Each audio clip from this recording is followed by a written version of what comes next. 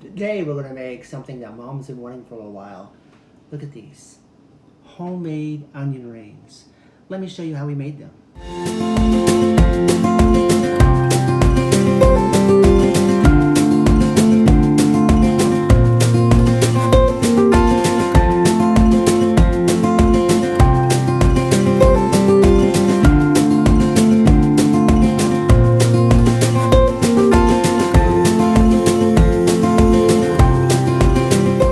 Okay, to get started with our onion rings, we want to cut these into 1/4 of an inch thick. So with this one, we're actually going to, we were using part of an onion that we had left over from the recipe earlier. So that's going to be fairly thick.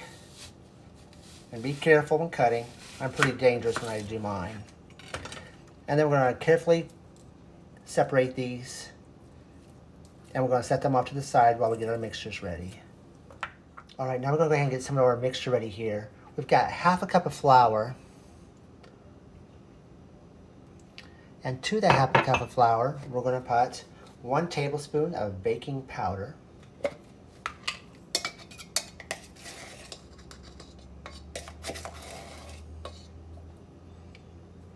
And 1 tablespoon of smoked paprika. If you don't have smoked paprika, you can use Creole seasoning. It'll give it a different taste, but it'll still be good. This smoked paprika will give it kind of a smoky taste and flavor.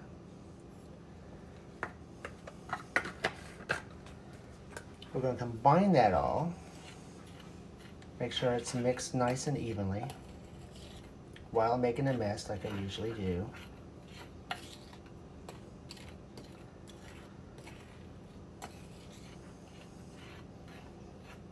Alright, that's pretty good actually.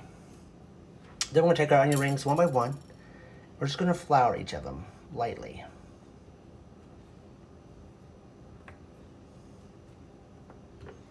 Kind of get a little bit of that flour stick to the outside. It's not much, but what it's going to do is the liquid is going to help that one stick a little bit better to it.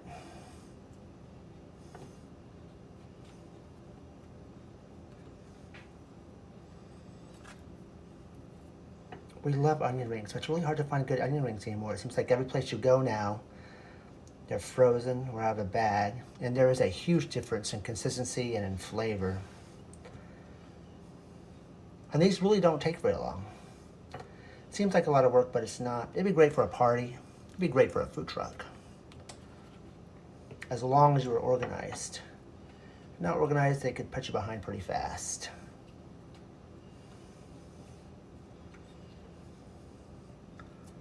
Or if you just did a couple of them, stuck them on top of a barbecue sandwich, that'd be great as well.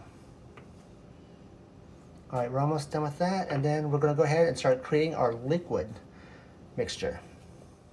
All right, now to make our liquid, we're going to take this mixture here, and we're going to add 1 teaspoon of salt and 1 teaspoon of pepper.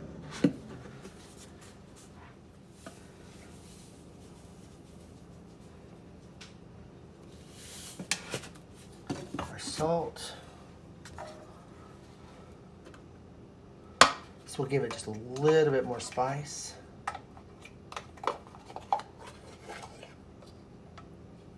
Pepper. Get a little mix in. To this, we're now going to add 3/4 cup of milk.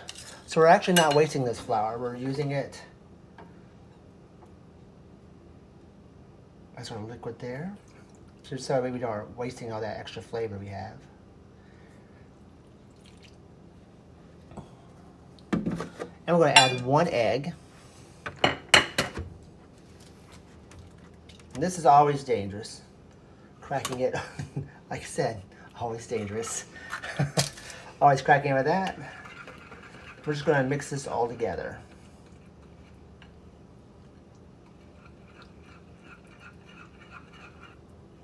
Making sure that whenever we're finished mixing it, that there are 0 lumps in it. We don't want any lumps. We don't want any of that lumpy onion rings. It'd be really gross with that flour taste to it.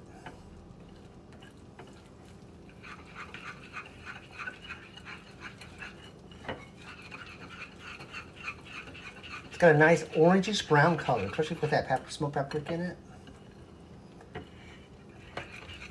All right, we're going to finish mixing this up, and then we're going to go ahead and get our dry ingredients ready for our coating. All right, looks like we've got all the lumps out of that. Let's make our other mixture. We're going to make our topping. We're going to start off with half a cup of panko breadcrumbs.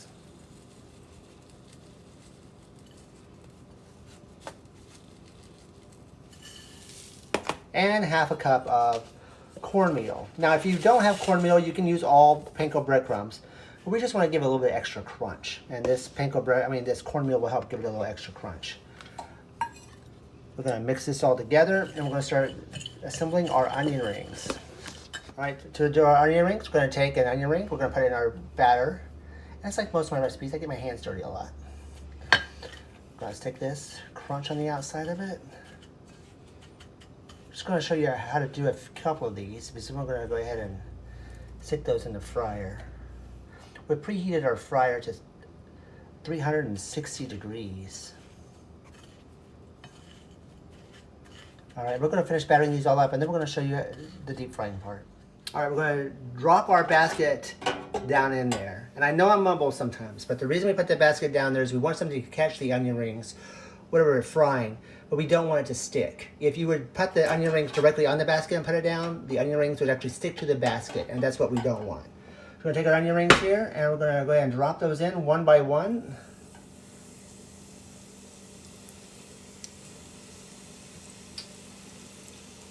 And we'll cook those roughly 3 or 4 minutes until they're a nice golden brown. Shouldn't take very long. Looks like our deep fryer here is going to do about 5 onion rings. So we'll be cooking several batches, because we could eat 5 onion rings in roughly 2 or 3 minutes. Alright, got those in there. We're going to take a pair of tongs and we're going to flip those over.